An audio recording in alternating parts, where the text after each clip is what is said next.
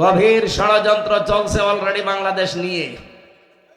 এই আগস্টের 5 তারিখের পর থেকে প্রায় 28টা কুলো তৈরি করেছে ওখানে বসে বসে, একটাও ষড়যন্ত্র সফল হয়নি। সামনে ইনশাল্লাহ হবেও না যদি আমরা এক থাকতে পারি। এই জন্য ছোটখাটো বিষয় ভুলে যাওয়া লাগবে ভাই।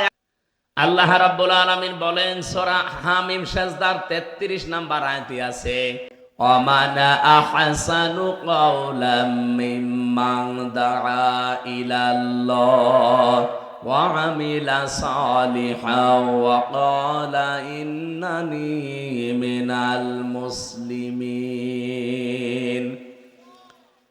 আল্লাহ পাক বলেন ওই লোকটার চাইতে উত্তম কথা দুনিয়ায় কেউ বলে না যে লোকটা আল্লাহর দিকে আহ্বান করে। আজকের এই অনুষ্ঠানে ডাকা হবে কার দিকে? নাকি আমি ইমাম সাহেবের দিকে ডাকবো? ওয়া আমিলা সালিহা, আর যে ব্যক্তি ভালো ভালো কাজের আঞ্জাম দেয়। এখানে যে ওয়া আমিলা সালিহা, আমল মানে তো কাজ আমরা জানি, সালেহ মানে আমার মনে হয় সভাপতি ছাড়া অধিকাংশ মানুষ ভুল বলবেন। সালেহ মানে শুধু নেক কাজ না, সালেহ শব্দের শাব্দিক অর্থ হচ্ছে যোগ্য। কি বললাম? আপনাকে যোগ্যতা অর্জন করা লাগবে। ওয়ামিলা সালিহা, ভালো ভালো কাজ শুধু না, যোগ্যতা সম্পন্ন কাজে আপনাকে এগিয়ে যাওয়া লাগবে। বলেন তো বাংলাদেশে এই মুহূর্তের জন্য ডক্টর ইউনূস যে পর্যায়ে আছে আন্তর্জাতিক বিশ্বে, বাংলাদেশে আর কেউ আছে? আপনি কি মনে করছেন উনি নিজের থেকে এগুলো করতে চায়? পেছনে যে সমস্ত মানুষ নামে জানোয়ার গুলো খাড়া হয়ে আছে তাকে পদত্যাগ করানোর নাম দেওয়ার জন্যে, এগুলো দেশের শত্রু, মানবতার শত্রু, ইসলামের তো শত্রুই। প্রশ্ন আসতে পারে উনি সুদ খেতেন ওনার নামে। আরে ভাই, পৃথিবীতে টিকে থাকার জন্য এখন বাস্তবতার দিকে আপনি তাকান। উনি যদি এই মুহূর্তে দায়িত্বটা ছেড়ে দেন, পাশে প্রতিবেশী নামে কলঙ্ক যারা আছে, ওরা যাদেরকে পুশ করেছে এতদিন, আপনি এর আগে তাকান, হাসিনাকে কাছে রেখে রেখে বিভিন্ন সবক দিয়ে পুশ করে পাঠিয়েছিল, এসে কি করলো দেখলেন না? এই 15.5 বছরও যাদেরকে ওখানে রেখে রেখে বিভিন্ন মেডিসিন দিয়ে ঔষধ খাওয়িয়ে আবার পুশ করেছে, ওদের কথাবার্তা উল্টা।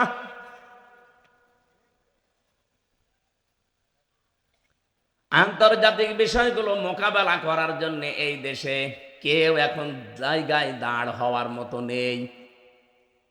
ওই লোকটার চেহারার দিকে তাকিয়ে এই পৃথিবীতে এখন 1000 বিশ্ববিদ্যালয় আছে যেগুলো লিস্টেড, বাংলাদেশের একটাও সেই তালিকায় নেই। আপনার রাজশাহীও নেই, ঢাকা ভার্সিটিও নেই, কুষ্টিয়া বিশ্ববিদ্যালয়ও নেই। আমি মালয়েশিয়া ছিলাম, মালয়েশিয়াতে এই বাংলাদেশের চাইতে 5 ডবল বড় ওই দেশটা। ওখানেও কয়েক হাজার বিশ্ববিদ্যালয় আছে, কিন্তু একটা বিশ্ববিদ্যালয় শুধু ওই 1000 লিস্টের ভেতরে আছে। তাছাড়া মালয়েশিয়ার এত বড় বড় বিশ্ববিদ্যালয় একটাও লিস্টেড নেই। কোথায় তারা বলেন? তাদের গবেষণার স্তরগুলো কোথায়? যত বড় বড় বিশ্ববিদ্যালয় পৃথিবীতে আছে যারা 1000-এর মার্কিং করা, ওই স্যারগুলো সব ইউনূসকে স্যার বলে ডাকে। উনি যদি ওই সময় এসে দায়িত্বটা না নিত, সবচাইতে বেশি ক্ষতি হয়ে যেত এই দেশের মুসলিমদের। যোগ্যতা সম্পন্ন হওয়া দরকার আমাদের। এই জন্য শুধু আল্লাহর দিকে ডাকলেই হবে না, নিজ নিজ জায়গা থেকে আমাদের যোগ্যতা সম্পন্ন এখন হওয়া দরকার। অকলা ইন্নানি মিনাল মুসলিমিন। আর 3 নম্বরে সেই লোকটা বলবে যে আমি মুসলমান। কি? চাঁপাইনবাবগঞ্জবাসী, বাংলাদেশের সাতক্ষীরা আর চাঁপাই, এই 2 জেলা স্বতন্ত্র। এখানে ইসলামী মাইন্ডের লোকজন বেশি এবং অত্যাচারও এই 2 জেলায় বেশি হয়েছে। কিন্তু বাকি তারপরও বলেন তো, ওয়াকালা ইন্নানি মিনাল মুসলিমিন, আমি মুসলমান, এই কথা বলার যোগ্যতা এখনো এই দেশে আমাদের হয়েছে না। হ্যাঁ, আপনি আল্লাহর দিকে কম বেশি মানুষকে ডাকেন, প্রতিদিন ডাকেন, 7 দিনে জমার দিন ডাকেন, হয়তো 2 ঈদে 2 বার ডাকেন, অথবা আপনি বিভিন্ন জায়গায় সিস্টেমে আল্লাহর দিকে মানুষকে ডাকেন, এটা আমিও মানি। ভালো ভালো কাজ যেখানে যা পান হালকা পাতলা হলেও করেন, কিন্তু আয়াতের বিধান তো ছিল 3টা। আপনি আল্লাহর দিকে ডাকবেন, ভালো ভালো কাজের আঞ্জাম দেবেন, আর নিজেকে প্রমাণ করা লাগবে, যে বলা লাগবে যে আমি মুসলমান। এই কথা বলার যোগ্যতা এখন এই দেশে অন্তত আমাদের এখনো হয়নি। কারণ আমি যদি বলি আমি মুসলমান, আমার কাছে ঘুষ থাকবে। আমি যদি বলি মুসলমান, আমার বউ বেপরদায় চলবে। বলি যদি আমি মুসলমান, আমার কাছে জেনা থাকবে। এগুলো নেই। কেউ যদি বলেন আমি কিছু করি না, কে বলেছে আপনি করেন না? আপনি যে বাড়ি বানিয়েছেন, আপনি যে একটা প্রতিষ্ঠান করলেন, এই যে টুপিটা মাথায় দিয়েছি, এ রুমালটা দেখতে সুন্দর মনে হচ্ছে, হাসি রুমাল। এ রুমালটা যে ফ্যাক্টরিতে তৈরি হয়েছে, ফ্যাক্টরির মালিক লোন নিয়েছে ব্যাংক থেকে।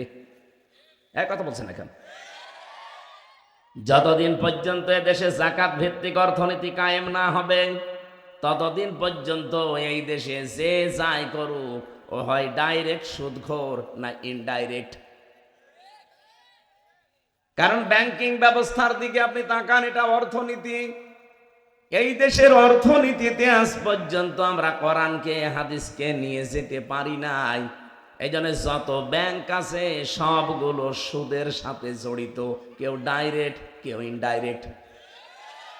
কারণ ইসলামী অর্থনীতির যে পার্টগুলো আমরা জানি, ওগুলো অ্যাপ্লাই করতে গেলে আমরা মানি না। ইসলামী ব্যাংকে যেগুলো আছে পঙ্খানো মানা সম্ভব না যতদিন রাষ্ট্রে ইসলাম কায়েম না হয়। এটা মশা রাখা আছে, মোদারাবা আছে, মোরাবাহা আছে, বায়ে সালাম আছে, বায়ে ইস্তেসনা আছে, বায়ে মুআজ্জাল আছে, ওয়াহেদা আছে। প্রায় 28টা নিয়ম আছে ইসলামী অর্থনীতির।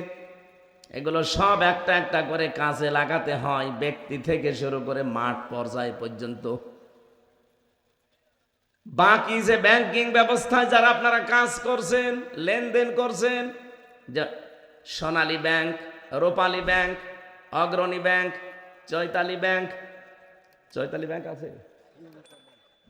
জনতা, চৈতালিও 2 দিন পরে খুলে ফেলবে।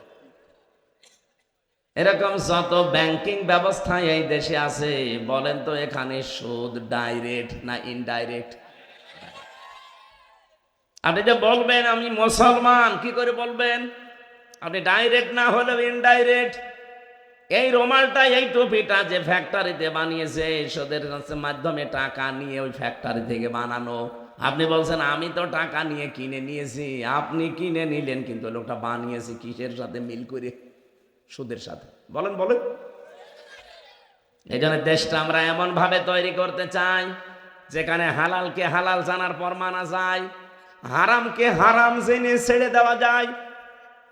এই জন্য হাদিস হচ্ছে মান ক্বারাল কুরআনা ফাস্তাযহারাহু ফাহাল্লা হালালাহু ওয়া হাররামা হারামাহু আদখালাহুল্লাহুল জান্নাহ। এই পৃথিবীর ময়দানে যে ব্যক্তি কোরআন পড়ে আর কোরআনকে ইজহার করার জন্য চেষ্টা করে, এখানে ইজহার শব্দের বাংলা অর্থ হচ্ছে বিজয় করা। কোরআনকে পড়ার পরে যারা কোরআন বিজয় করার জন্য চেষ্টা চালাবেন, এই শব্দের ব্যাখ্যা করতে গেলে এই এলাকায় বহু মানুষ আছে, তারা উল্টাপাল্টা ফতোয়া দেয়। আমি যখনই বলি যে আমি কোরআন পড়ি এবং কোরআনকে আমি ইজহার করার জন্য চেষ্টা করি, কোরআনকে আমি বিজয় করার জন্য চেষ্টা করি, কিছু মানুষ দেখবেন তারা ফতোয়াবাজি করেছে এটা ধর্ম ব্যবসা, এটা ধর্মের নামে রাজনীতি। এটা ধর্ম ব্যবসা না ধর্মের নামে রাজনীতি আপনার কাছে শেখা লাগবে আমার? আমি কোরআনের ওপরে অনার্স মাস্টার শেষ করেছি। আপনার পেটে বোম মারলে যদি আপনি কোরআনের একটা আয়াত আমার সামনে শুদ্ধ করে ওই 7 কিরাত দিয়ে পড়তে পারেন, আমি এই মুহূর্তে আপনাকে মিষ্টি খাওয়াবো। 7 কিরাত লাগবেন, আপনি 1 কিরাতেই পড়েন তো দেখি।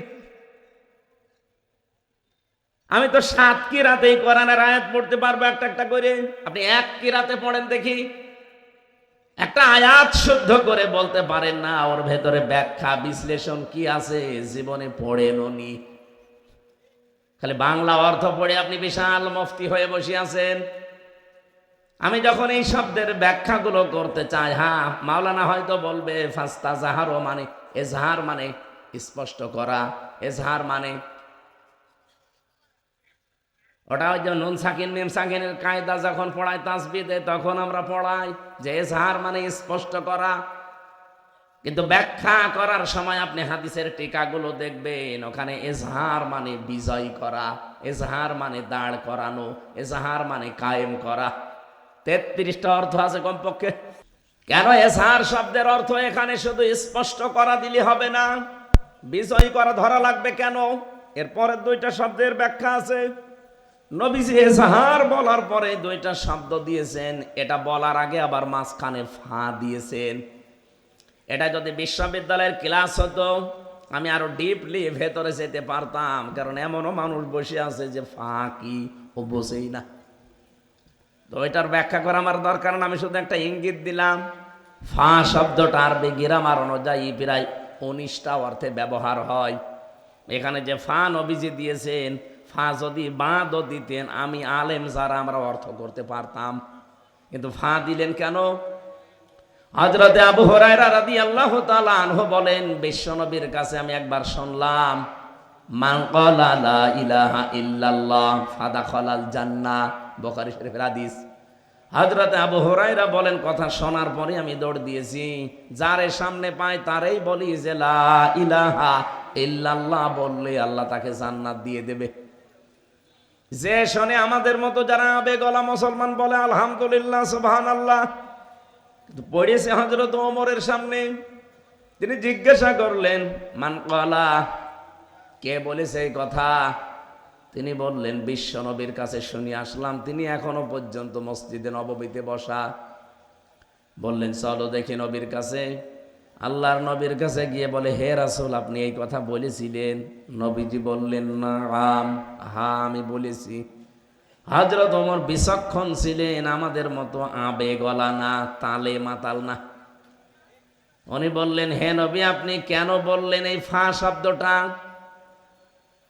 আপনি তো বলতে পারতেন মান ক্বালা লা ইলাহা ইল্লাল্লাহ দাখালাল জান্নাহ, যে ব্যক্তি লা ইলাহা ইল্লাল্লাহ বলবে সে জান্নাতে চলে যাবে। ফা দিলেন কেন মাঝখানে? নবীজি বললেন ফা এর ব্যাখ্যা হচ্ছে আইয়ুহাযিরা মা হারামাল্লাহ, যে ব্যক্তি লা ইলাহা ইল্লাল্লাহ পড়বে আর হালালকে হালাল হারামকে হারাম জেনে ছেড়ে দেবে, এই লোকটা জান্নাতে যাবে। ফা শব্দটা কত গুরুত্বপূর্ণ আপনি লক্ষ্য করেন। মান ক্বারাল কুরআনা ফাস্তাযহারাহু বলার পরে নবীজি কিন্তু শেষ করে দিতে পারতেন।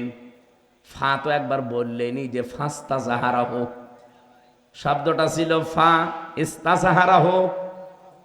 কেন ফা দিলেন মাঝখানে? আবার দ্বিতীয় পয়েন্টে দেখেন ফা হাল্লা হালালাহু ওয়া হাররামা হারামাহু। ফা দেওয়ার যে 19টা অর্থ আছে, এর একটা অর্থ এই, উপরে বর্ণিত কোনো বিষয় যদি আপনি সত্যি জীবনে করেন, পরের যে উপকার বা ক্ষতি আসতেছে এটা মাস্ট বি আপনার জীবনে হবেই। প্রথম 2টা শব্দ কি ছিল?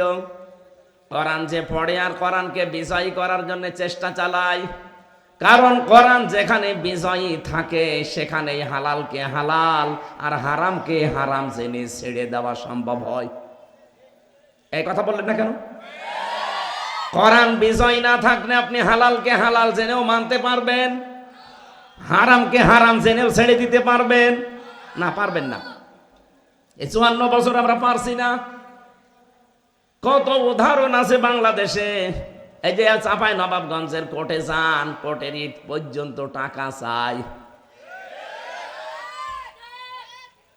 এই ঘুষ এখন আর ঘুষ নেই, এখন তো নাম পাল্টিয়ে দিয়েছে হাদিয়া, বকশিস। হযরতে মুআজ বিন জাবাল রাদিয়াল্লাহু তাআলা আনহু বলেন, আমি যখন ইয়েমেনের গভর্নর হয়ে যাচ্ছিলাম, ঘোড়ার পিঠে উঠব, রেকাবের ভেতরে পা দিয়েছি অলরেডি। নবীজি বললেন দাঁড়াও, তোমাকে আমি একটা দেশের দায়িত্ব দিয়ে পাঠালাম, আমি জানি তোমার কাছে বিভিন্ন হাদিয়া তোফা আসবে।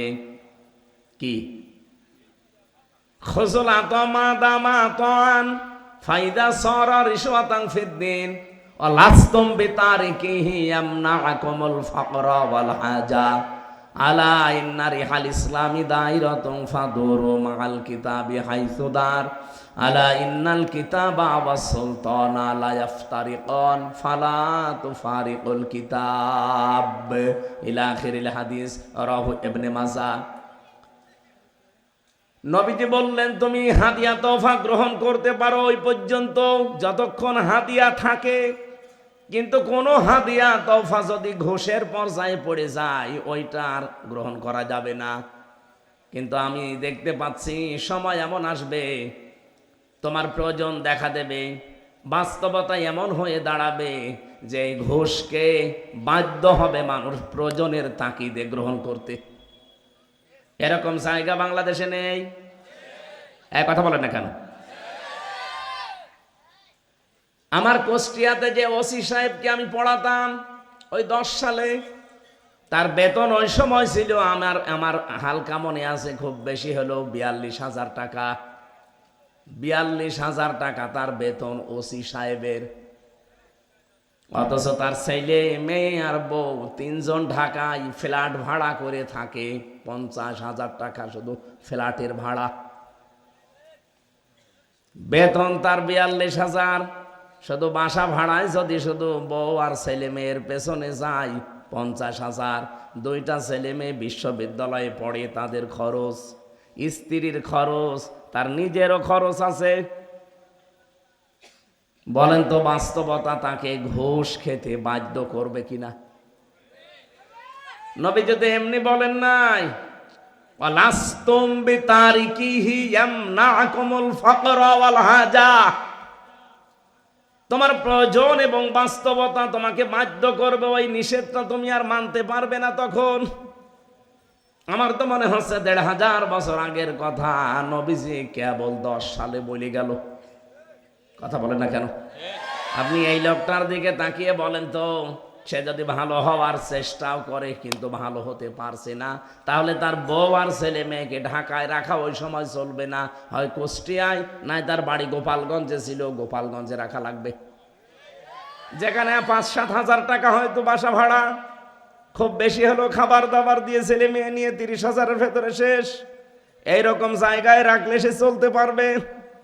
কিন্তু তার স্ট্যাটাস, তার যে মানে যেভাবে সে চলাফেরা করে, তার ছেলে তার মেয়ে তার বউকে যেভাবে তুলেছে, ওই জায়গায় রাখতে হলে কমপক্ষে 1.5 লাখ টাকা মাসে উপায় করা লাগবে। তার প্রয়োজন দেখা দিয়েছে, বাস্তবতা সে সম্মুখীন হয়েছে, এই জন্য সে কোরআন শরীফ পড়তো আমার কাছে জমার দিন, আর মাঝে মাঝে দেখতাম তার কাছে হাদিয়া আসতো। একবার হাদিয়া এসেছে 10 লাখ টাকা। হেরোইন ধরা পড়েছিল, হিরোইন। বাংলাদেশের 2টা থানায় সবচেয়ে বেশি ক্রাইম হয়, একটা কুষ্টিয়ার মডেল থানায় আর একটা সিলেটের বিশ্বনাথ থানায়। কারণ মাল পানি আসে তো বাইরে থেকে। হেরোইন 1 কোটি টাকার ধরা পড়েছে। ওই লোকটা এসে ব্যাগ নিয়ে বলছে, স্যার আমার এইটা নেন আর ওই জিনিস ছেড়ে দেন। আমার দিকে তখন আমি পড়াচ্ছিলাম সূরা বাকারার ওয়ালা তাকুলু আমওয়ালাকুম বাইনাকুম বিল বাতিল, আয়াতটা। আমার দিকে তাকিয়ে বলছে, হুজুর এটা নেবেন মানে আপনার পড়ালাম কি? আর আজকে এসে ভাগ্যে চক্রে ঘুষের আয়াত পড়িস। হুজুর এটা তো ঘুষ না, এটা হাদিয়া। হ্যাঁ, আমারে ফতোয়া জিজ্ঞাসা, হাদিয়া আপনার সরকার হাদিয়া দেয় না, আপনার বেতন তো মাসে মাসে ঠিকই আসে, ওইটা আপনার জন্য বৈধ। এইটা এখন আর হাদিয়া নেই, এটা ঘুষের পর্যায়। ওই সময় দেখলাম আমার সামনে লোকটাকে গরম দিল, আমি কোরআন শরীফ পড়ছি আর তুমি ঘুষ দাও, তাড়িয়ে দিল। পরবর্তীতে নিয়েছে কিনা আমি জানি না। তো এইরকম হাদিয়া তোফা যদি মাসে অন্তত 5টা আসে, ওর বেতন নেওয়া লাগে। 5টা আসলে মনে করেন 50 লাখ, 10 লাখ করেও যদি দেয় আরো বেশি আসে। কারণ ওই 2 থানায় যদি ওই সময়ে জানতাম যে বাংলাদেশে কয়েকটা থানা আছে, যদি ঢাকা থেকে বদলি হয়ে কেউ এই সমস্ত থানায় আসতে হয় কমপক্ষে 50-60 লাখ টাকা উপরওয়ালাকে দেওয়া লাগে। উপরওয়ালা মানে আল্লাহ তাআলা। ওই যে বেনজির ছিল, বেনজির, নজির ছাড়া এই আল্লাহর ওলি। এরপরে আরো নিচে কিছু ছোটখাটো ওলি আছে, তাদের পর্যন্ত দিয়ে, এরপরে আছে মন্ত্রী, সচিব, আমলা, এদের দিয়ে দিয়ে এ পর্যন্ত। তো একটা ওসি যদি বদলি হতে 50-60 লাখ টাকা দিয়ে আসা লাগে, তো 1-1.5 বছর 2 বছর থাকে, ওই টাকা তোলা লাগবে না? ওই বেতন নিয়ে যদি ওই টাকা উপায় করা লাগে, কিয়ামত হয়ে আর একবার কিয়ামত হবে, তাও পাবে না।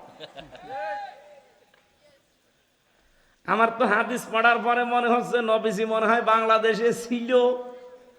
আপনি দেখেন, ও লাস্তুম বিতারিকি ইয়ামনাকুমুল ফাকরা ওয়াল হাজা। হে সাহাবী, সময় এমন আসবে তোমার প্রয়োজন হয়ে পড়বে, তোমার হাজত দেখা দেবে, তুমি এই হাদিয়া তোফা তখন না নিয়ে পারবা না। সাবধান, ইসলামের খুঁটি, ইসলামের যে যন্ত্রপাতি আছে, দুনিয়ার কেউ যদি ইসলামের পক্ষে না থাকে, এগুলো কিন্তু ইসলামের খুঁটি বাতাসে নড়তে থাকবে। কে বলছেন? আলা ইন্না রিহাল ইসলামি দাইরাতুন ফাদুরু মাল কিতাবি হাইসুদার। আলা ইন্নাল কিতাবা ওয়াস সুলতান লা ইফতারিকান। অতি শীঘ্র এমন কিছু মানুষ দুনিয়াতে আবির্ভাব হবে, তারা বলবে কোরআন শরীফ আর রাজ্য রাজনীতি আলাদা। এই চাপাই নবাবগঞ্জে বলে নাই? এই কথা বলা লাগবে। আপনার যে বিষয়ে জ্ঞান নেই, আপনি মুখ খুললেন কেন? ওয়ালা তাকফু মা লাইসা লাকা বিহি ইলমুন। যে বিষয়ে জানো না, কথা বলবা না। কে বলছেন? বলেন বলেন। ইন্নাস সামআ ওয়াল বাসারা ওয়াল ফুআদা কুল্লু উলাইকা কানা আনহু মাসউলা। তোমার অন্তর, তোমার কান, তোমার চোখ কিয়ামতের দিন সব আমার আল্লাহর কাছে জিজ্ঞাসিত হবে। যে বিষয়ে জানো না, ও বিষয়ে কথা বলা জায়েজ নেই। এ ফতোয়া কার? আপনি কোন কারণে বলতে গেলেন যে কোরআন শরীফ আর রাজ্য রাজনীতি আলাদা?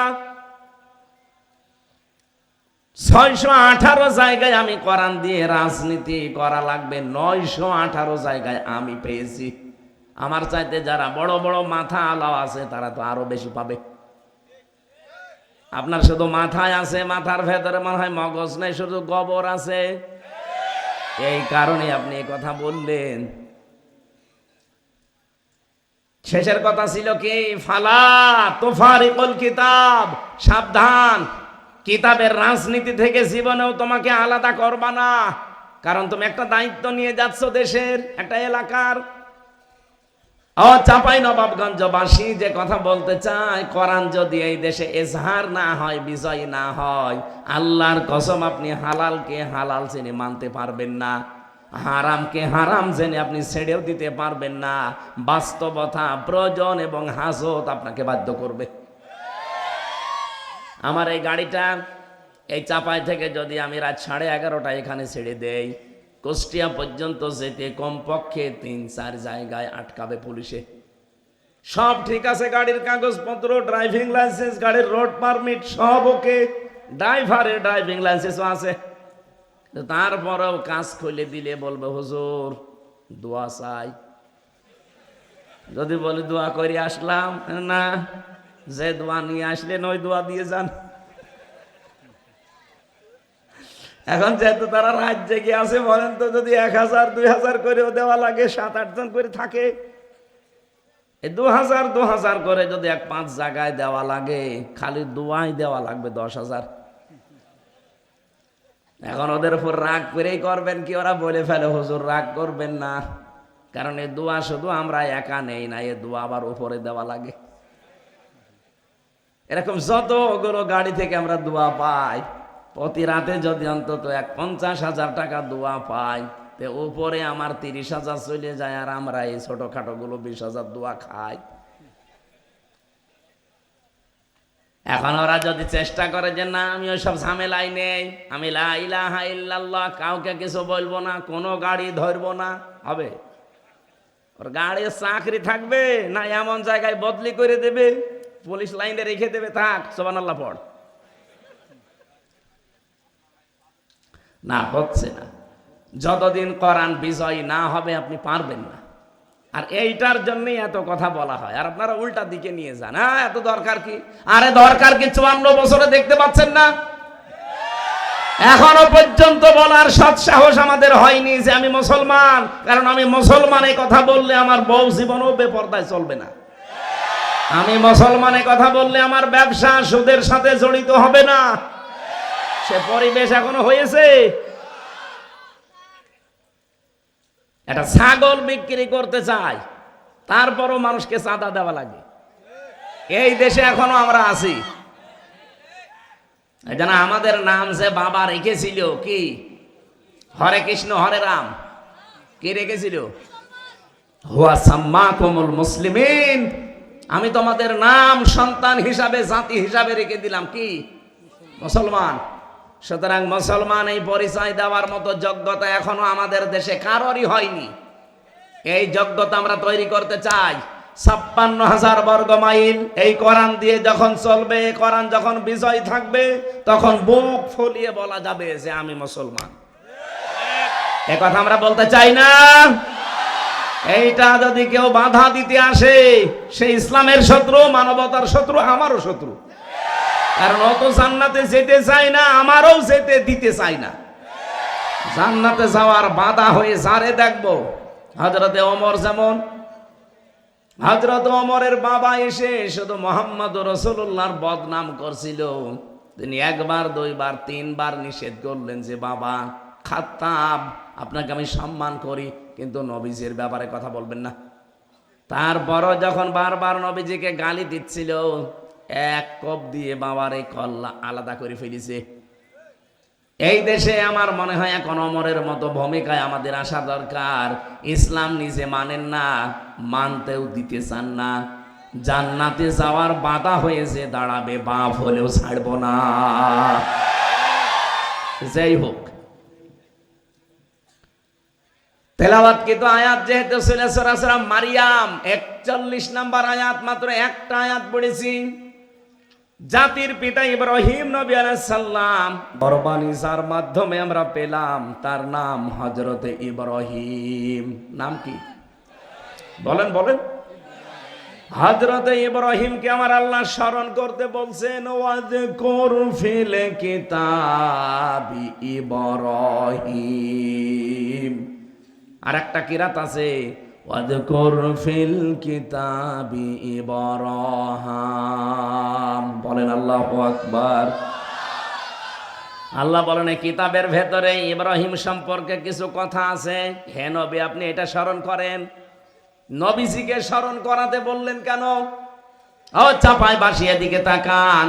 এই পৃথিবীতে এই যে শব্দটা প্রথমে আল্লাহ দিলেন অজকুর, জাকারা ইয়াজকুরু শব্দের শাব্দিক অর্থ হচ্ছে স্মরণ করা, জিকির বলে না? এই জিকির থেকে জাল কাফ র, অজকুর, এটা আমরের সিগা। হে নবী, আপনি স্মরণ করেন বা বর্ণনা করেন, মানুষকে জানান। কি জানাবেন? ফিল কিতাবি, এই কিতাবের মধ্যে। কিতাবের মধ্যে বলতে আল্লাহ পাক কি বোঝাতে চান? কিতাব মানে পৃথিবীতে কোরআন। কিতাব মানে কি? আরো জোরে বলেন।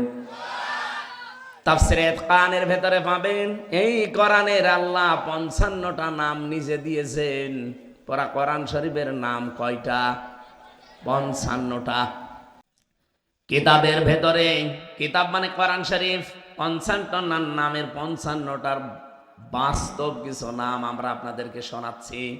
কোরআনের ভেতরে আল্লাহ সবচাইতে উত্তম নাম দিয়েছেন, তার নাম হচ্ছে কোরআন। নাম কি? ফাযাক্কির বিল কোরআনি মান ইয়াখাফু ওয়াঈদ।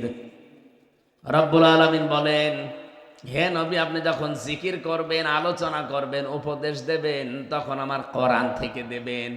মান ইয়াখাফু ওয়াঈদ, so admonish and or by the holy Quran him who fears my threat। যার ভেতরে আল্লাহর ধমকের ভয় আছে, কোরআনের উপদেশ শুনলে তার কাজ হবে। কোরআনের প্রথম নামই কোরআন। 2 নাম্বার নাম হচ্ছে আল কিতাব, যেটা আমি আজকের আয়াতের ভেতরে দ্বিতীয় শব্দে পেয়েছি। 3 নম্বরে কোরআনের নাম হচ্ছে ফুরকান। 4 নম্বরে কোরআনের নাম আজ-জিকির। 5 নম্বরে কোরআনের নাম আত-তানজিল। 6 নম্বরে কোরআনের নাম মুবিন। 7 নম্বরে কোরআনের নাম নূর। 55টা নাম আমি পড়েছিলাম তাফসিরে খানের ভেতরে। অন্যতম গুরুত্বপূর্ণ নাম হচ্ছে আল কিতাব। কি কিতাব? শুধু কিতাব আল্লাহ দেয়নি, আলিফ লাম লাগিয়ে নির্দিষ্ট করে দিয়েছেন। এটা দিয়ে বোঝাতে চাই পৃথিবীতে একটাই মাত্র কিতাব আছে, তার নাম কোরআন। আর দুনিয়ায় যত কিছু পান সব হচ্ছে এই কিতাবের ব্যাখ্যা। তাহলে হাদিস এবং যত দুনিয়ায় যত বই লেখা আছে সবগুলো হচ্ছে কোরআনের ব্যাখ্যা। কোন কিতাব কোরআনের শব্দ থেকে গবেষণা করে হয়তো লেখা। আমি আমার গাড়িতে 4টা কিতাব আজকে আমি জেলখানায় থাকতে লিখেছিলাম, 2টার বাইরে থাকতে 2টা, এগুলো সব কোরআনের শব্দের উপরে ভিত্তি করে লেখা।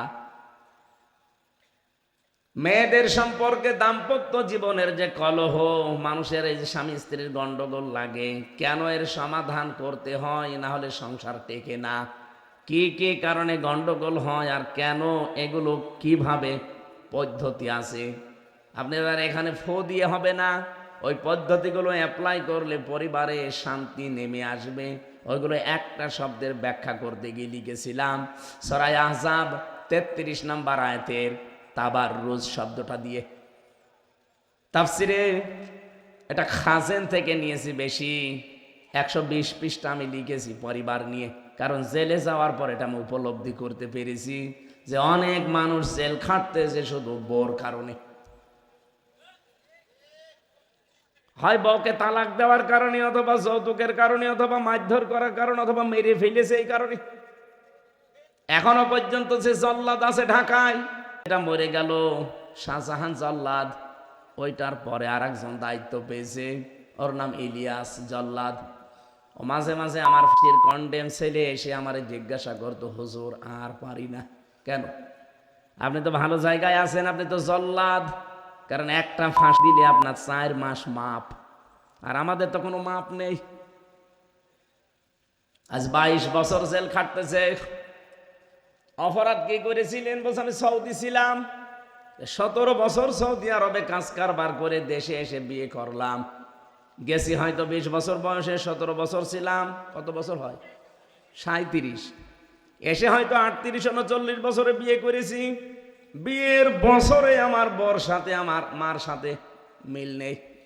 কিছু মাকে দিলে বউর মন পাওয়া যায় না, আর বউকে কিছু দিলে মার বোন শুধু খাবো খাবো করে। এরকম পরিবার দেশে নেই। আজ হাজারো পরিবারে আমার মনে হয় বউ আর শাশুড়ির এই ছোট মনের কারণে আমরা অনেক স্বামী মানসিক রোগী হয়ে যাচ্ছি।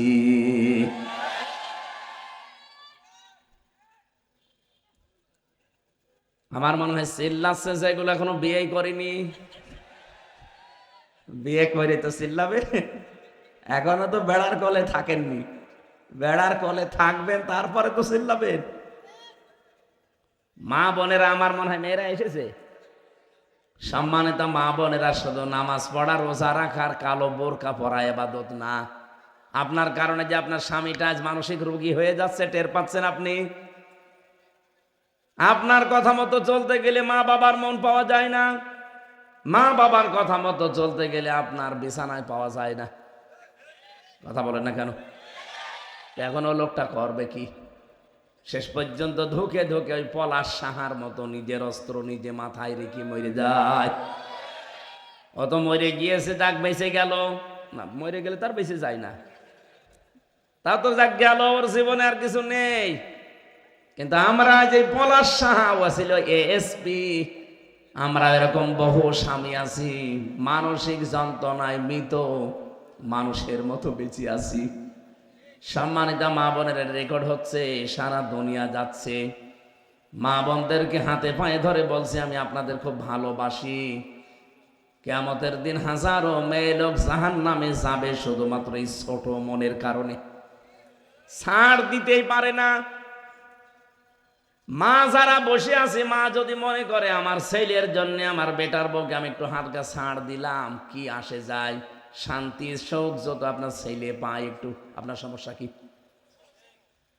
বউ যদি মনে করে না আমার স্বামী এই 25-30 বছর পর্যন্ত ওর মা বাবাই তোর পেছনে শ্রম দিয়েছে, আমি তো আর ছিলাম না, আমি তো কেবল 3 দিন এসেছি, আমি একটু ছাড় দিয়ে চলি, ও যতদিন মা বাবা আছে অন্তত হক আদায় করুক, একটু যদি মনটা উদার করে নিজের মা বাবার মতো মনে করে ছেড়ে দেয়, পরিবারের জীবনে কোনো স্বামী আলাদা হবে না।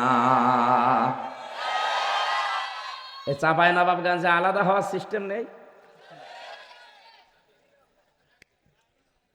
না ভাই, ঠিক হচ্ছে না। মা বোনেরা আশা করছি মনটা একটু ব্রড মাইন্ডের করেন, এই ন্যারো মাইন্ডের হওয়া বাদ দেন। আপনি নিজেও জান্নাতে যেতে পারছেন না, আমাদেরকেও জান্নাতে যাওয়া থেকে বঞ্চিত করছেন। আমার কুষ্টিয়ায় আমি দেখানে, যেমন এখানে ঈদের নামাজ যেখানে পড়ায় প্রায় 11 গ্রামের মানুষ, 11 গ্রামের মানুষ আপনি হিসাব করেন, কমপক্ষে ওখানে মাওলানা এনামুল হক শাফি সাহেব এতদিন ইমাম ছিলেন, উনি মারা যাওয়ার পরে লোকজন আমারে নিয়েছে। 11 গ্রামের আপনি হিসাব করেন কত লোক হতে পারে। এক গ্রামে যদি 1000-1500 মানুষ হয়, এতগুলো মানুষ এক জায়গায়। তো উনি যখন কামেল পাশ করে আসলেন এই এলাকায়, উনি বললেন যে আমি এলাকায় থাকতে চাই না, আমি চলে যেতে চাই দূরে কোনো জেলায়। লোকজন বলছে বাবাজি কামেল পাশ করে মাওলানা, তখন তো বলতো টাইটেল পাস, টাইটেল পাস করে আসলে আর চলে যাবা মানে?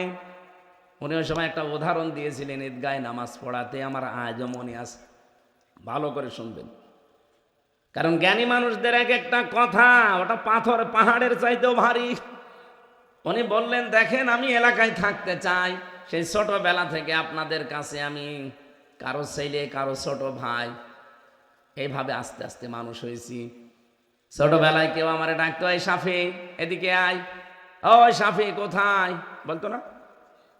আমি এখন টাইটেল পাস করে কামেল পাস করে মাওলানা হয়ে এলাকায় আসলাম, ওই আমার বন্ধু বান্ধব যারা আছে, আমার ছোট ভাই, আমার বয়সী যারা, আমার চাচা আমার দাদা, ওরা তো আর বসবে না যে সাফি সাহেব কামেল পাস কিনা। ও ঠিক ওই সে 12 বছর আগে যেভাবে ডাকতো ওই সাফি, ওইভাবেই বলবে ওই সাফি। আমি তো সে সাফি আছি, কিন্তু আমার নামের আগে এখন একটা আলেম লেখা আছে, কি কথা বুঝতেছেন? আর আলেম তো আর যার তার নামের আগে লেখা যায় না। আল উলামা ওয়ারাসাতুল আম্বিয়া, আলেমরা নবীর ওয়ারিস। নবীজি বলেন আমি থাকলে যা করতাম আমার আলেমরা যদি ওইটা করে, ওরা কিন্তু সাধারণ থাকে না, ওরা তখন আমার উত্তরাধিকারী হয়ে যায়, স্থলাভিষিক্ত নায়েবে রাসূল। নবীজিকে কেউ যদি বলে এই মোহাম্মদ, বলতে পারে? বলেন বলেন। তাহলে আমি শাফি সাহেবের আগে মাওলানা এনামুল হক শাফি লেখা, আপনি তো আর মনে করবেন না যে আমি কামেল পাস করে এসেছি, মনে করবেন ওই সে 5-এ পড়তাম গ্রামে সেই সাফি আছি। আপনি বয়সে হয়তো বড় অথবা সমবয়সী, একবারে আপনি আবেগে বলবেন এই সাফি শোন, আলেমের অসম্মান করে ফেলবেন।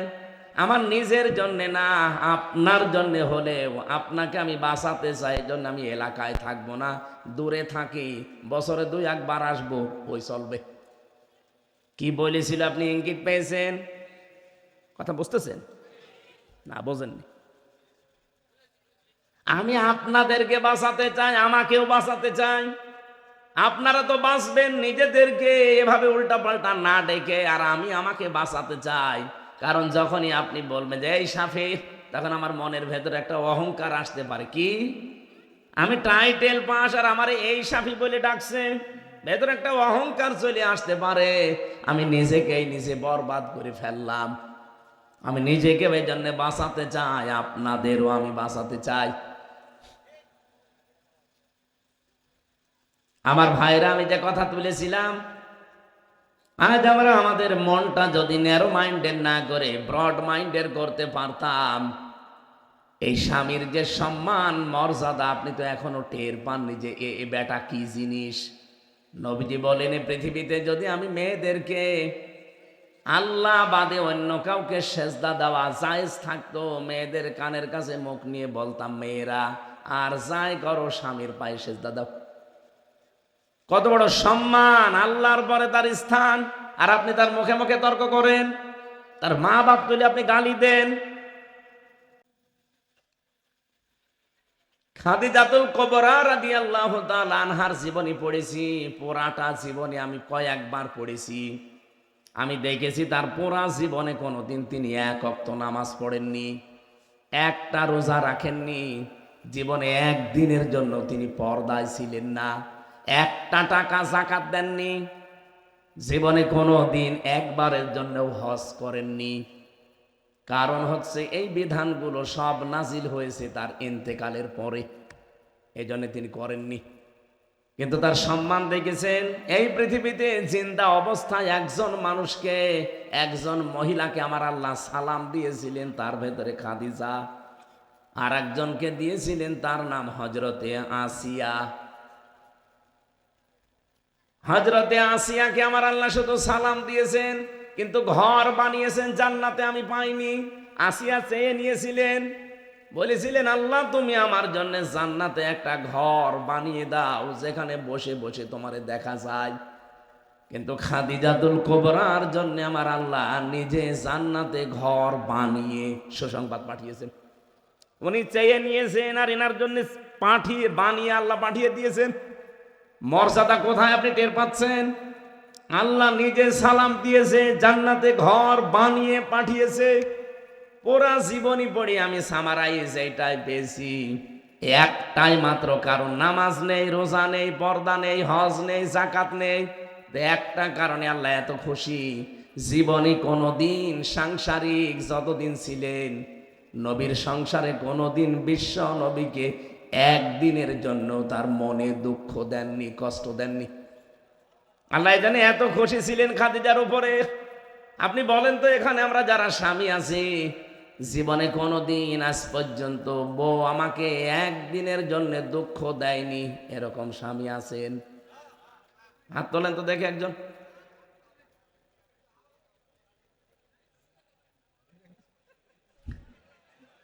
হুজুরও তুলতে পারিনি, তোমার দুঃখ পেয়েছে, আমিও পারিনি। আমি মিথ্যা কথা বলবো কেন? মুরব্বী পেরেছে না? না ভাই, আপনি হাসছেন কোন কারণে? আমরা যদি না পারি, আপনারা কোন জাহান্নামে আছেন এটা থার্মোমিটার দিয়ে মাপা দরকার। সম্মানিতা মা বোনেরা, না হচ্ছে না, আমার মনটা ভেঙে গেল। কার বাড়ি এসে খাবার খেলাম আজকে, তাহলে মনে হয় বাড়ি আলাও এখনো অসন্তুষ্ট।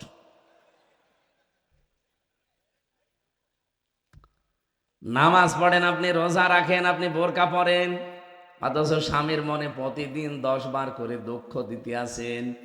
খাদিজা জীবনে কোনোদিন 1 সেকেন্ডের জন্য স্বামীকে দুঃখ দেয়নি। আল্লাহ এমনি খুশি না তার উপরে, আল্লাহর আরশ খুশি হয়ে গেছে, জান্নাতে ঘর বানিয়ে তার জন্য সুসংবাদ পাঠিয়েছে। সুবহানাল্লাহ বলতে পারেন নাই? আমরা এরকম স্ত্রী তৈরি করতে চাই না চাই না? আরো জোরে বলেন। এজন্য আমাদের স্ত্রীগুলো হওয়া লাগবে খাদিজাতুল কুবরার মতো। এরকম 6 জন মহিলার জীবন নিয়ে আমি একটা বই লিখেছি, আদর্শ নারী। মেয়েদের আদর্শ কে কে হবে, কিভাবে তাকে ফলো করবেন। আছে গাড়িতে এটা দাম্পত্য জীবনের, ওইটা মেয়েদেরকে আপনারা পড়াবেন। ও বউ, ভারতের সিরিয়াল না দেখে বইটা পড়ো, দেখো কি আছে, মেনে চলো। শুধু পুরুষেরটা, মহিলারটা না, পুরুষেরটাও নিয়ে যাবেন। পুরুষেরটা পড়বে না, নিজেরা শুধু ভালো বউ চায় আর নিজে হয়ে আছে ফেরাউনের ভাইরা। ভাই হবে? নিজেকে হযরতে আলীর মতো তৈরি করেন, বউগুলো এমনি ফাতেমাতুজ জাহরা হয়ে যাবে। মেয়েদেরকে আহ্বান জানাচ্ছি, কষ্ট আমি জানি আপনাদের, তারপরও একটু স্বীকার করেন। আমি যে কিতাবের আলোচনা তুলেছিলাম, আমি ওই লাইনে যেতে চাই। রব্বুল আলামিন কোরআনে কারীমকে কিতাব নামে আখ্যা দিয়েছেন, এই জন্য এই কিতাবের ভেতরে আল্লাহ আলোচনা দিচ্ছেন আমাদের বাবা যিনি ইব্রাহিম। আল্লাহ বলেন কেমন ছিল জানো? ইন্নাহু কানা সিদ্দিকান নাবিয়্যা। একদিকে ইব্রাহিম ছিল সিদ্দিক সত্যবাদী, 2 নম্বরে হযরত ইব্রাহিম ছিল নবী। কি ছিল? এখন এই দুইটা শব্দের আমি হালকা ব্যাখ্যা করব। দেখেন তো, সিদ্দিক এবং নবী কি জিনিস এটা? সিদ্দিক মানে সত্যকে সত্য জানার পরে যারা মেনে নেয় তারা আল্লাহর কাছে সিদ্দিক, সত্যবাদী। শুধু সত্য কথা বললেই সিদ্দিক হওয়া যায় না, শুধু সত্য কথা বললেই তাকে সত্যবাদী বলা যায় না। সিদ্দিক মানে সত্যকে সত্য জানার পর দুনিয়ায় একদিকে আমি একদিকে, এই রকম সিদ্ধান্ত যারা নিতে পারে তাদেরকে বলা হয় সিদ্দিক। কি বলা হয়? বলেন বলেন, স্মরণ করেন ওই সময়ের কথা। আল্লাহ উদাহরণ দিচ্ছেন, এইদিকে তাকান। وَإِذْ قَالَ إِبْرَاهِيمُ لِأَبِيهِ آزَرَ أَتَتَّخِذُ أَصْنَامًا آلِهَةً إِنِّي أَرَاكَ وَقَوْمَكَ فِي ضَلَالٍ مُبِينٍ। আল্লাহ পাক বলেন, একটু স্মরণ করো ওই সময়ের কথা তখন তোমাদের জাতির পিতা হযরত ইব্রাহিম তার বাবা আজরকে ডাক দিয়ে বলেছিলেন, হে বাবা, ইন্নী আরাকা ওয়া কওমাকা, অবশ্যই আমি নিজে আপনাকে আর আপনার এই জাতিকে দেখতে পাচ্ছি ফি দালালিম মুবিন, স্পষ্ট বিভ্রান্তিতে আছেন। আসনামান আলিহা, এই মূর্তিগুলো কি করেন? এগুলো আপনারা কেন এগুলো নিজেরা বানান, আবার নিজেরাই মাথা নত করেন এর সামনে, আবার শেষ হয়ে গেলে ভেঙে ফেলেন, পানির ভেতরে ডুবিয়ে দেন? কেন এগুলো করেন? আমি তো স্পষ্ট বিভ্রান্তিতে দেখতে পাচ্ছি। রব্বুল আলামিন বলেন, এ কথা ইব্রাহিম কেন বলেছিল জানো? ওয়াকাযালিকা নুরি ইব্রাহিমা মালাকুতাস সামাওয়াতি ওয়াল আরদ ওয়ালিয়াকুনা মিনাল মুকিনিন। আমার ইব্রাহিমকে আমি কিছু জিনিস দেখিয়েছিলাম, আকাশ আর জমিনের এমন কিছু নিদর্শন দেখালাম, সে একেবারে দৃঢ় বিশ্বাসীদের অন্তর্ভুক্ত হয়ে গেল। আমি যে জিনিসটা এখান থেকে নিয়ে আসতে চাই, একটু পরে 2-1 মিনিট পরে বুঝবেন। এই চলে যাচ্ছেন কেন? বসেন বসেন। ফালাম্মা জান্না আলাইহিল লাইলু রাআ কাওকাবা ক্বালা হাযা রাব্বি ফালাম্মা আফালা ক্বালা লা উহিব্বুল আফিলিন। বলেন আল্লাহু আকবার। আমি যে তাকে আসমান জমিনের বিভিন্ন নিদর্শন দেখালাম, কি দেখিয়েছিলাম? প্রথম হযরতে ইব্রাহিম দেখলেন ফালাম্মা জান্না আলাইহিল লাইলু রাআ কাওকাবা, রাতের বেলা দেখলেন আকাশে কিছু তারকা জ্বলজ্বল করছে। তিনি বললেন ক্বালা হাযা রাব্বি, এইটাই আমার রব হবে।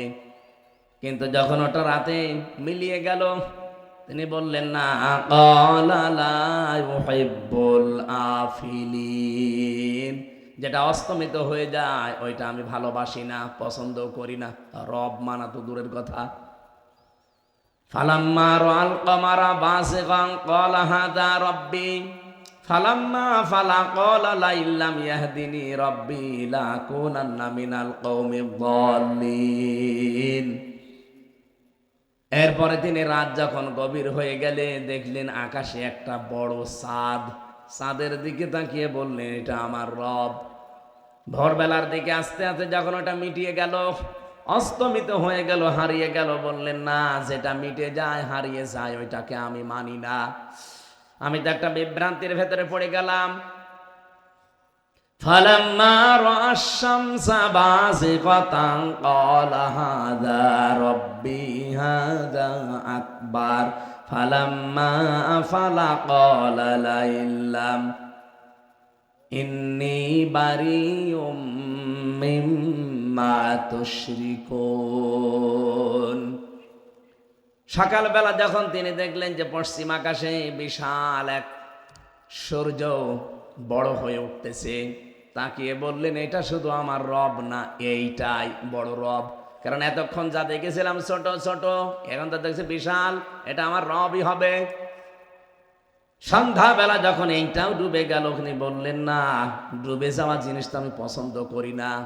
রব হওয়া দূরের কথা, জাতির লোকেরা ক্বালা ইয়া কওমি ইন্নী বারিউম মিম্মা তুশরিকুন। জাতির লোকেরা কান খাড়া করে শোনেন, আমি কিন্তু তোমাদের সাথে এখন আর কোনো কিছুর সাথে পূজা করি না, শরিক করি না। আমি তোমাদের থেকে মুক্ত।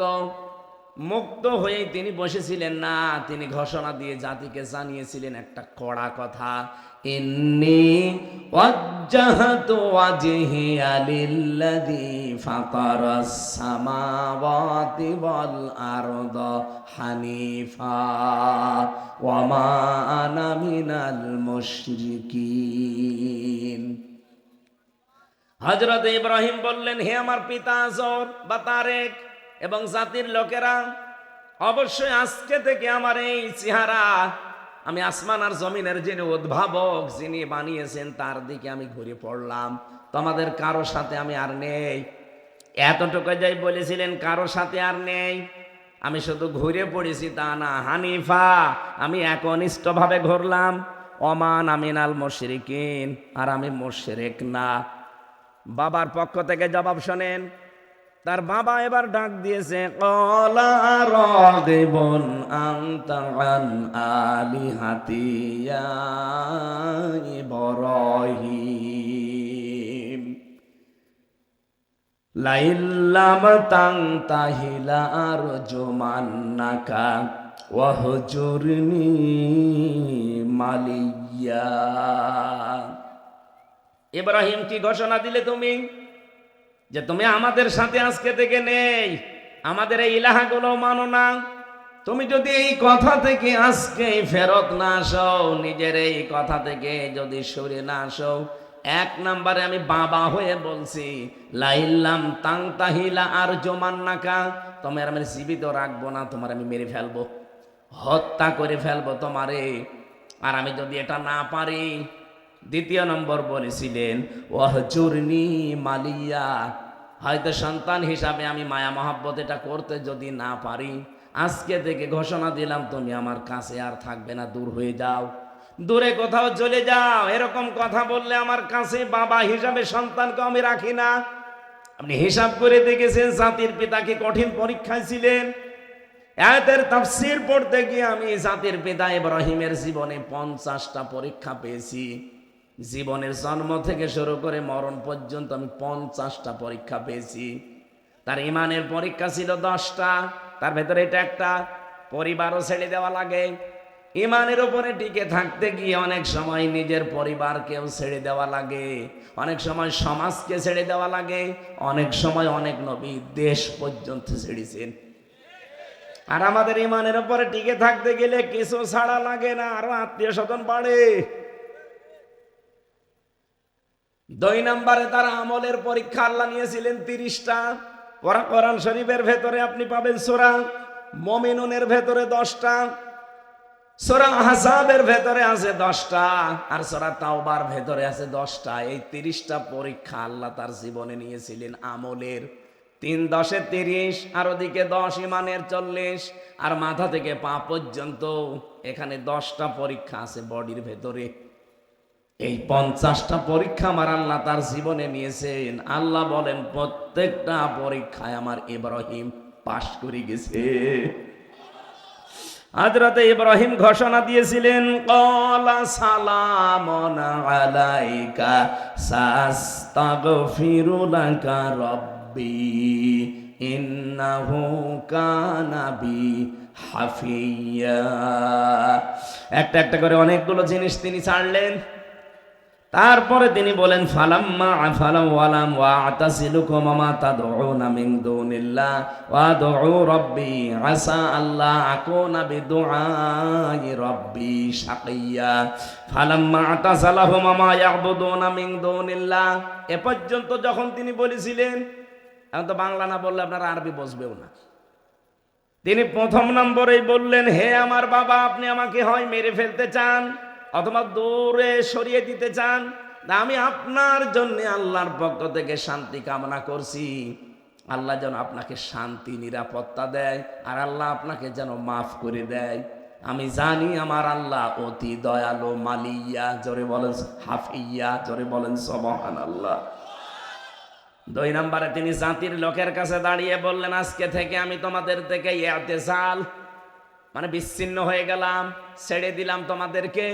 আল্লাহ বাদে যাদের ইবাদত তোমরা করো তাদের সাথে আমি আর নেই। ওয়াদউ রব্বি, আজকে থেকে শুধুমাত্র আমি ডাকতে থাকবো আমার রবকে।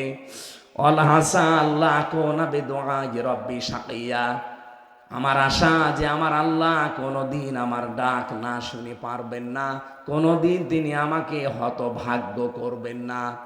ফালাম্মা তাসালাহুম মা ইয়াবুদুনা মিন দুনিল্লাহ, এই মুহূর্তে যখন তিনি সবকিছু থেকে নিজেকে পৃথক করে একেবারে একা একা দাঁড়িয়ে গেছেন, কেউ নেই তার সাথে, তার বাবা নিজে তার শত্রু, আগুনে ফেলার সময় তার বাবা নিজে সাহায্য করছে, এরকম কঠিন মুহূর্তে হযরত ইব্রাহিম নবী আলাইহিস সালাম যখন দাঁড়িয়ে আছেন একা একা, আমার আল্লাহ ঠিক তখন তাকে নিয়ামত একটার পরে একটা দেওয়া আরম্ভ করলেন। তার মানে আমরা যদি জাতির পিতার সন্তান দাবি করি, বঙ্গবন্ধুর না, ইব্রাহিমের, কার? আমরা যদি ইব্রাহিম নবীর সন্তান দাবি করে থাকি যে আমরা ইব্রাহিমের সন্তান, আপনি ইমানের সাথে রিলেটেড যেগুলো আঁকড়িয়ে ধরবেন, ইমানের সাথে যেগুলো মিশে না ওগুলো যখন ছেড়ে দেওয়ার সিদ্ধান্ত নেবেন, আপনি দেখবেন আমার আল্লাহ ইব্রাহিমকে যেভাবে একটা একটা নিয়ামত দিয়েছে আপনাকেও জীবনে আল্লাহ দেওয়া আরম্ভ করবে। কে দিয়েছিলেন তাকে? ওয়াহাবনা লাহু ইসহাক ওয়া ইয়াকুব, ইসহাককে দিয়েছিলেন, ইয়াকুবকে দিয়েছিলেন। তার বংশের ভেতরে কল্যাণ জাআলনা নাবিয়্যা, আর তিনি জানতেন যে প্রত্যেককেই আমার আল্লাহ নবী বানাচ্ছেন। আমি যেহেতু সিদ্দিকের ব্যাখ্যা করার জন্য পর্যন্ত এসেছিলাম, এবার আমি পেয়ে গেছি। আপনি বলছেন আমাদের জাতির পিতা ইব্রাহিম আমার আল্লাহকে তিনি খোঁজ করছিলেন, কেউ তাকে দেখিয়ে দেয়নি। তিনি খোঁজ করে করে যখন পেয়ে গেলেন সত্যটা, এই সত্যকে সত্য জানার পরে দুনিয়ার কত কিছু তার ছাড় দেওয়া লেগেছে বলেন। আর আমাদের চোখে আঙ্গুল দিয়ে দেখিয়ে দিলেও সত্যকে সত্য জানার পর আমরা মানতে চাই না। আমার কথা আপনি বুঝেছেন কিনা জানি না। জাতির পিতা সত্যকে অনুসন্ধান করছিলেন, খুঁজতেছিলেন, খুঁজতে খুঁজতে খুঁজতে যখন পেয়ে গেলেন, পেয়ে যাওয়ার পরে এমন ভাবে আঁকড়িয়ে ধরলেন, বললেন হানিফা, আমি একনিষ্ঠ ভাবে, ওমান আমিনাল মুশরিকিন, আমি মুশরিক না। এ ঘোষণা দেওয়ার পরে কত কিছু তার উপরে এসেছে দেখেছিলেন, যে বাবা পর্যন্ত বলছে তোরে মেরে ফেলবো। আজও আমাদের দেশে যারা আমাদের অভিভাবক, সত্যের উপরে টিকে থাকতে গিয়ে আজ আমরা তাদের পক্ষ থেকে হুমকি ধামকি পাচ্ছি। নাম ধরা লাগবে। এতদিন যাদেরকে অভিভাবক মনে করতাম, দায়িত্বশীল মনে করতাম, ইমানের উপরে আজ টিকে থাকতে গিয়ে এই দেশের শত্রু, ইসলামের শত্রু, আল্লাহর ঘর মসজিদ যারা ভেঙে ফেলে, তাদের বিরুদ্ধে কথা বলতে গিয়ে দেখি এখন এই অভিভাবকরা আমাদের গালি দিচ্ছে। আপনারা চেতনার কথা বলতে বলতে চলে যান শুধু ৭১, শুধু ৫২, শুধু ৪৭, কেন ২৪ বলা যায় না? ২৪ও তো একটা চেতনা। ২৭৩২ জন মানুষ জীবন দিল, লাখের ওপরে মানুষ হাসপাতালে কাতরাচ্ছে। এই চেতনা সামনে নিয়ে আসেন না, শুধু নিয়ে আসেন ৭১, শুধু ৫২, শুধু ৪৭। কেন আপনি বলবেন এই কথা? ৪৭-এর সাথে ৫২-র সাথে ৭১-এর সাথে অন্তত আমার যে বয়স, আমার এখন ৩৩ বছর, আমার তো ওই বয়সের কোনো সম্পর্কই নেই। আমি ৪৭-এও ছিলাম না, ৫২-তেও ছিলাম না, ৭১-এও ছিলাম না, আমি ছিলাম ২৪-এ। এই দেশ যদি এখন চলে ২৪-এর চেতনায় চলবে। যারা দালালি করছেন জাতির কাছে গাদ্দার হিসাবে প্রমাণিত হবে। আগামীতে দেশ চলবে কোন চেতনায়? ২৪। জোরে বলেন। এই চেতনা থেকে আজ যারা দূরে সরে গেছেন, বিভিন্ন হাদিয়া তৌফা পেয়ে, এই জন্য দেশে অরাজকতা চলছে। জাতির কাছে অলরেডি আপনারা গাদ্দার হয়ে গেছেন, দালাল হিসাবে পরিণত হয়ে গেছেন। থামেন। নিজেদের জীবনেও স্যাক্রিফাইস কম ছিল না, অনেক কিছু ছাড় দিয়েছেন, আপনারাও মাসলুম, কিন্তু মজলুম হয়ে এখন আবার নিজেরাই জালেম হয়েছেন না। হয়তো ২ বছর ৫ বছর খাবেন, এরপরে ওরা ১৫ বছর খেয়ে যদি টিকে থাকতে না পারে, আপনি ৫ বছর আরামে খেয়ে কি করবেন? ৫ বছর পরে আপনার বাড়ি ঘর শ্মশান হয়ে যাবে। আমরা চাই না আপনার বাড়ি শ্মশান হোক। যাদের অভিভাবক মনে করি তারা এখন আমাদের গালি দেয় আমরা নাকি ধর্ম ব্যবসায়ী। কোন কারণে এই রক্ত পিচ্ছিল পথে আমার আসা দরকার? আমার বাবার চা আছে, আমার চা আছে, আমি যদি মরণ পর্যন্ত শুধু নাকে তেল দিয়ে ঘুমিয়ে খাই আমার জীবন শেষ হয়ে যাবে, কিচ্ছু হবে না, কিচ্ছু করা লাগবে না। বাধ্য হয়ে এই রাস্তায় আসা লাগে, কারণ আমি দেখতে পাচ্ছি দেশ পর্যন্ত বিক্রি হওয়ার ষড়যন্ত্র চলছে। আমি ঘরে বসে থেকে কি করব? ঘরও থাকবে, দেশ বিক্রি হয়ে গেল ঘর তো বিক্রি হয়ে যাবে। ইব্রাহিম নবী যা যা ফেস করেছিল, আজ ইব্রাহিমের সন্তানরা আমরা তাই তাই ফেস করছি। এত ভালোবাসতাম, এত মহব্বত করতাম, এত ভালো মনে করতাম যে উপরে, আর তারা এখন সালে তুলতেই 47, তুললেই 52, তুললেই 71। কথা তুললে 47, 52, 71-এর না, কথা তুললে আমার বয়সের সাথে তোলেন, 24-এর চেতনার কথা বলবেন। 24-এর চেতনায় দেশ চললে 5 বছরে দেশ মালয়েশিয়ার উপরে চলে যাবে। আরে ভাই, আমি তো সারা বিশ্বের মানচিত্র বাস্তবতা তো বুঝি, আমি তো আন্দাজে বলছি না, দেখে এসেছি। মালয়েশিয়া দাঁড়িয়ে গেছে 2004 সালের পর থেকে, সিঙ্গাপুর দাঁড়িয়ে গেছে 2004 সালের পর থেকে। তারা মাছ বিক্রি করে খায়। সিঙ্গাপুর বাংলাদেশের চাঁপাই নবাবগঞ্জের চাইতেও ছোট। চাঁপাই নবাবগঞ্জে মাথাও মাছ 41 কিলো হবে না, এর চাইতে বেশি। ওই সেই গোদাগাড়ির পর থেকে আরম্ভ করে কানসার্ট পর্যন্ত হিসাব করে দেখেন, অন্তত 45-50 কিলো হয়ে যাবে। অথচ সিঙ্গাপুর এদিকে ওদিকে মাত্র 42 কিলো, চারিদিকে সাগর, কিচ্ছু নেই ওই দেশে, শুধু পাথর, চারিদিকে সাগর আর মাঝখানে শুধু পাথর। এর ওপরে যদি দেশটা ওরা মাছ বিক্রি করে খেত, 21-22 বছরে দাঁড়িয়ে গেছে, আমরা দাঁড়াতে পারি না 54 বছরে। দাঁড়াবো কি করি? বরণের লুঙ্গি পর্যন্ত চুরি হয়ে যায়। বঙ্গবন্ধু কি চুরি হয়েছিল? কম, এত চোর থাকলে হয় না। আমরা যখন নেমেছি জাতির পিতা ইব্রাহিমের সন্তান হিসাবে, আশা করছি অনেক কিছু পরীক্ষা সামনে আসতেছে। উনি নিজে খুঁজে খুঁজে অনুসন্ধান করে করে তখন আল্লাহকে পেয়েছেন। সত্যকে সত্য জানার পরে উনি মেনে নিয়েছেন। ওনাকে আল্লাহ বলেন তুমি সিদ্দিক। আর আমাদের চোখে আঙ্গুল দিয়ে দেখিয়ে দেওয়া হচ্ছে যে এটা সত্যের পথ, এটা দেশের পথ, এটা মানবতার পথ। না, ও মানতে চায় না, কারণ ওকে তো ফ্যান খাইয়ে পাঠিয়েছে। তিনি 2 নম্বরে ছিলেন। তাহলে সত্যকে সত্য জানার পরে যারা দ্বিধাহীন চিত্তে প্রশ্ন ছাড়া মেনে নেবেন, এই মানুষগুলো কিয়ামতের দিন সিদ্দিকে আকবর আবু বকরের সাথে উঠবেন। হযরতে আবু বকর, তিনি শুধু আবু বকর ছিলেন, কিন্তু যখনই নবীজির মেরাজের এই কাহিনী বিশ্বাস করার পরে তিনি বললেন, হে নবী, আপনি যদি বলেন সারা জীবন নদীর পানি মহানন্দ এদিকে চলছে এদিকে চলছে, হঠাৎ মহানন্দর পানি এমনি উঠতেছে, আমি তাই বিশ্বাস করব? নবীজি বললেন, ও আবু বকর, তুমি এত বড় কঠিন বিষয় বিশ্বাস করে নিলে প্রশ্ন ছাড়া। তোমাকে তো আমি আজকে খালি হাতে ফেরত দিতে পারি না। আজকে থেকে তোমার নাম আমি একটা লকব লাগিয়ে দিলাম, তুমি আবু বকর না, তুমি আবু বকর সিদ্দিক। এই জন্য সত্যকে সত্য জানার পরে যারা প্রশ্ন ছাড়া দ্বিধাহীন চিত্তে মেনে নেবেন, কিয়ামতের দিন তারা উঠতে পারবেন সিদ্দিকে আকবর। এবং আমাদের বাবা, যিনি জাতির বাবা হযরতে ইব্রাহিম, তিনি সিদ্দিক, তার সাথে বলেন সুবহানাল্লাহ। 2 নম্বরে ইব্রাহিম নবী ছিলেন নাবিয়া। নাবিয়া মানে, নবী শব্দের শাব্দিক অর্থ হচ্ছে সংবাদ বাহক। নবীটা নাবা থেকে এসেছে। নাবা শব্দটার বাংলা অর্থ হচ্ছে ব্রেকিং নিউজ।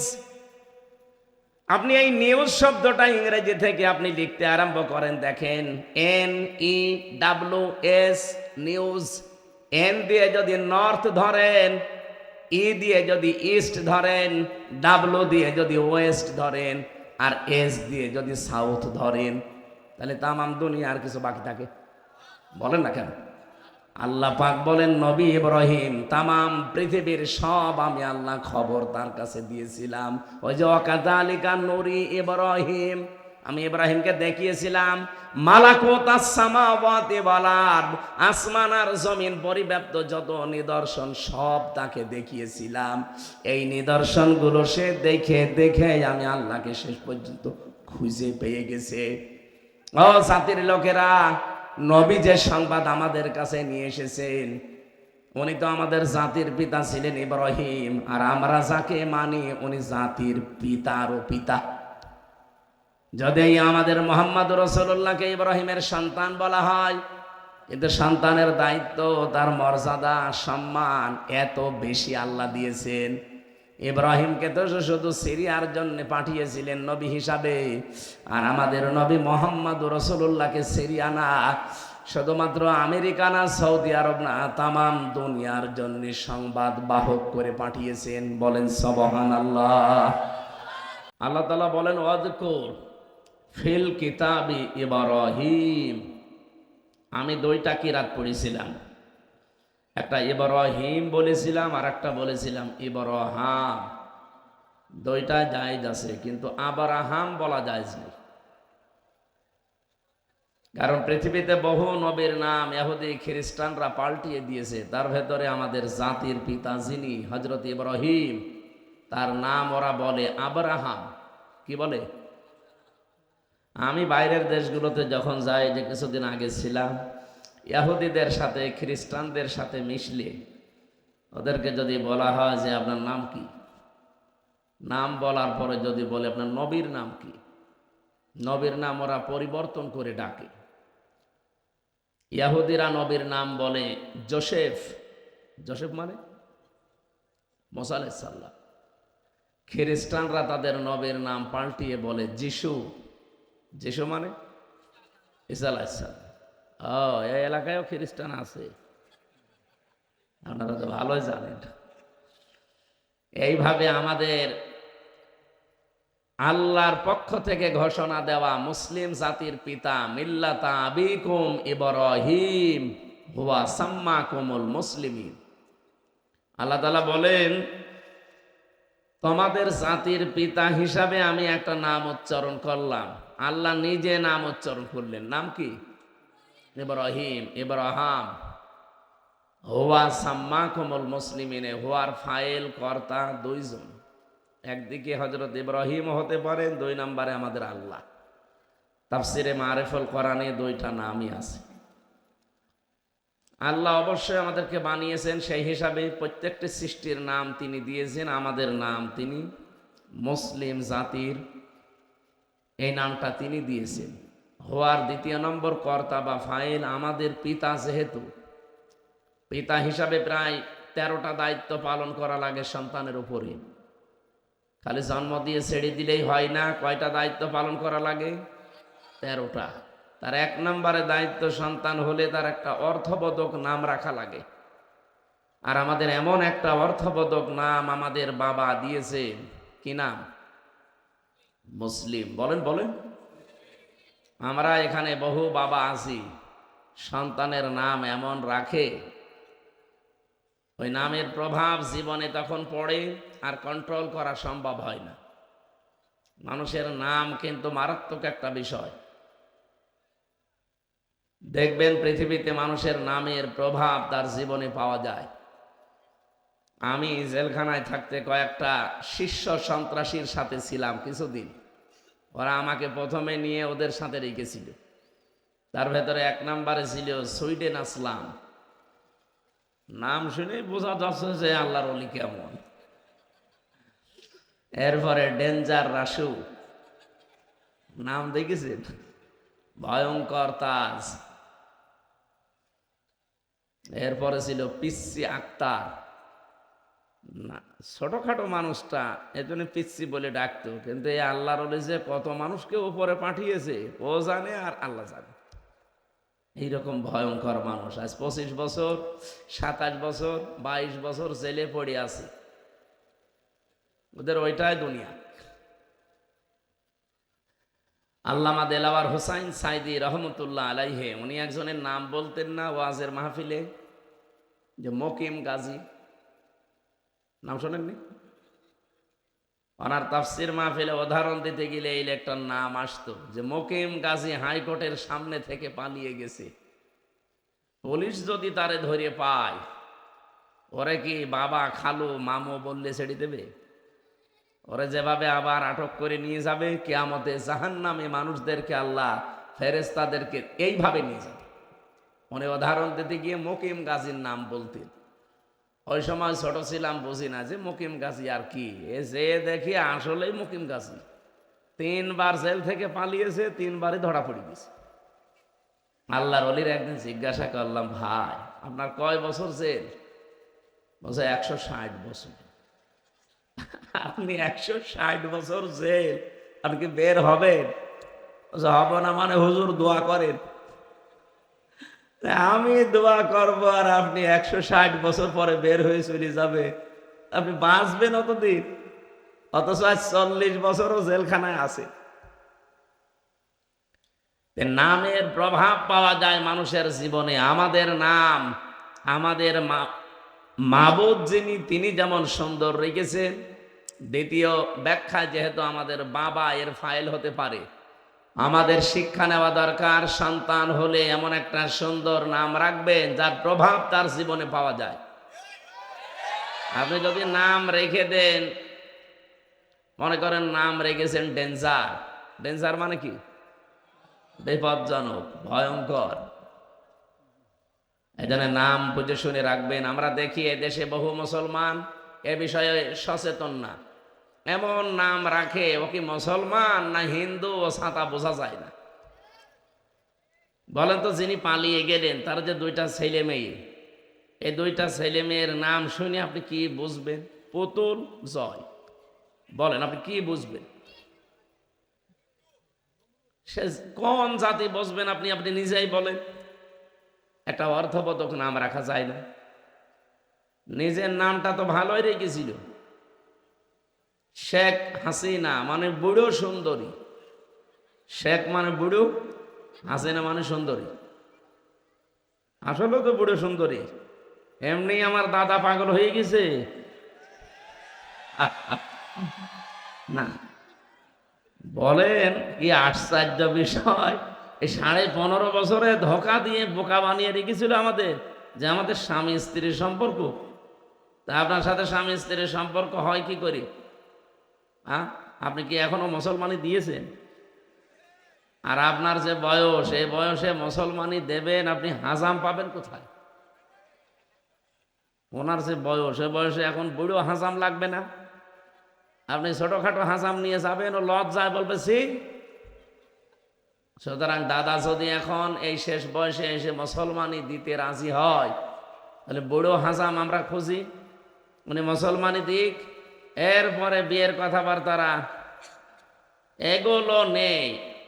এই হকার এক সাংবাদিক আছে ওই দেশে, ময়ূখ। ও কিছুদিন পর পরে আমার মনে হয় ওরে পাগলা কুত্তায় কামড় দেয়। কি বলে দেখেছেন? বলছে এ দেশ আর থাকবে না, এ দেশ শেষ হয়ে যাবে। ওই ফেনী চট্টগ্রামের মাঝে যে চিকন বর্ডার আছে, এখান থেকে নাকি ছেদ করে ওই জায়গাটুকু ওনারা নিয়ে নেবে। আরে ভাই, আপনারা কি যৌতুক নেবে? আর মেয়ে তো পালিয়ে গেছে, যৌতুক কিসে? পালানো মেয়ের কোনো যৌতুক হয়? বিয়েই তো মানি না, জামাইও মানি না, বিয়ে মানি না। বিয়ে জামাই মানবো সেই দিন, সেই দিন অন্তত যৌতুকের জন্য কিছু চাইলে হালকা পাতলা দিতে পারি। তারপরেও কথা আছে, আমাদের যে ধর্ম, এ ধর্মে তো যৌতুক দেওয়া জায়েজ নেই। যদিও চাঁপাইনবাবগঞ্জে অনেক মুসলমান এখনো মনে হয় যৌতুক নেয়। আছে, এলাকায় আছে। যৌতুকের টাকা না নিয়ে পায়খানা করে খেয়ে ফেলবে। না না, আমি হাসির জন্য বলি না। পায়খানা করে খেয়ে ফেললে একটা গোনা হবে। কয়টা? যৌতুক নিলে ডবল গোনা হবে। একটা তো কবিরা গোনা, আর একটা জুলুমের গোনা। যারা যৌতুকের জিনিসপত্র, টাকা পয়সা, মোটর সাইকেল, ফ্রিজ, টিভি যাই নিয়েছেন, আজকে শেষ করে যে ফেরত দেওয়া লাগবে। ফেরত দেবেন কারা? ফেরত দেবেন কারা? হাত তোলেন তো দেখি।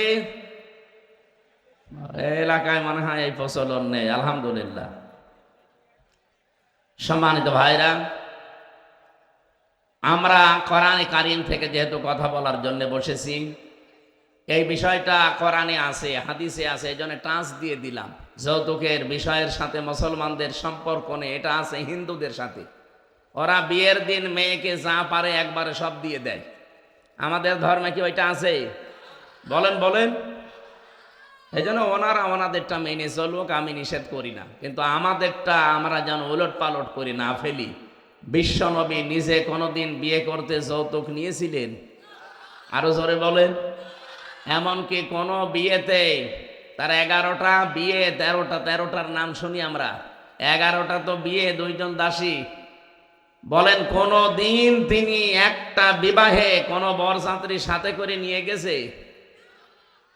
চাঁপাই নবাবগঞ্জে বরযাত্রী যাওয়ার সিস্টেম নেই না, এটা ইসলাম না, এটা হিন্দুদের কালচার থেকে এসেছে। এই জন্য আজকে থেকে যারা এরকম কোন জায়গায় দাওয়াত পান যে চলেন বরযাত্রী যায়, মুখের উপরে মানা করে দেবেন না। ইসলামে নেই, আমি বরযাত্রীতে নেই। পারবেন না বলতে? ইসলামে আছে অলিমা। কি আছে? বলেন বলেন। আজকে থেকে অলিমা সিস্টেম চালু করা দরকার। হুজুরকে বরযাত্রী নিয়ে গিয়েছিলেন? আরে হুজুর না, ওনারে কি বলবো, আমি নিজেও তো গেছি। আমি বেশি নিইনি, 7-8 জন। আপনি হয়তো একটু বেশি নিয়েছিলেন।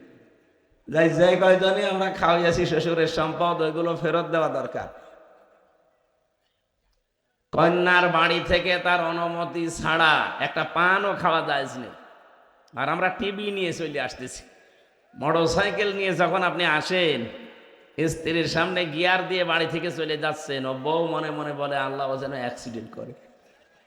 কারণ আমার বাবার রক্ত ঘামানো পয়সা, কি সুন্দর করে গিয়ার মারছে, ও যেন অ্যাক্সিডেন্ট করে। এই জন্য আমার মনে হয় দেখবেন যৌতুকের মোটরসাইকেল যারাই নেয়, এ জীবনে একদিন না একদিন অ্যাক্সিডেন্ট করে। এই অ্যাক্সিডেন্ট করে পা খারাপ, এখনো যৌতুক নেইনি, আগের থেকে অ্যাক্সিডেন্ট করে পড়ে আছে। আমরা আশা করব এখন থেকে আর সামনে কোনো বিয়েতে যেন এই বরযাত্রীর সিস্টেম না থাকে। এটা হিন্দুদের রীতি। কাদের? হিন্দু ভাইরা যদি করে আনন্দ পায়, করুক গা। যেহেতু ইসলামে নেই, আমরা ওই দলে আছি। এখন থেকে আলোচনা হবে, যদি অনুষ্ঠান করতেই হয় অলিমার। কিসের? আর অলিমা হয় ছেলের বাড়ি না মেয়ের বাড়ি? এই ভাঙা ভাঙা কথাগুলো আশা করছি মেনে নিতে পারলে পারিবারিক জীবনে মেয়েদের, অন্তত মেয়ের বাবা হালকা হলেও বাঁচবে। 400-500 মানুষ খাওয়ানো লাগে। একটা মেয়ে জন্ম দিয়ে যদি এত মানুষ খাওয়ানো লাগে, আমার 3টা মেয়ে 1500 মানুষ খাওয়ানো লাগবে। এই জন্য তো বারবার বলছি যেন খাওয়ানো না লাগে। আল্লাহ মুসলিম হিসাবে যেহেতু আল্লাহ আমাদেরকে পাঠিয়েছেন, আমাদের পিতা হিসাবে নাম দিয়েছেন মিল্লাতা আবিকুম ইব্রাহিম হুয়া সাম্মাকুমুল মুসলিমিন। আল্লাহ আমাদেরকে বাবার দেওয়া নামটা যেন আমরা রাখতে পারি। অনেকে বাবার দেওয়া নাম আর রাখে না, এ নামটাও পর্যন্ত শেষ পর্যন্ত রাখতে পারে না, টিকেও থাকে না।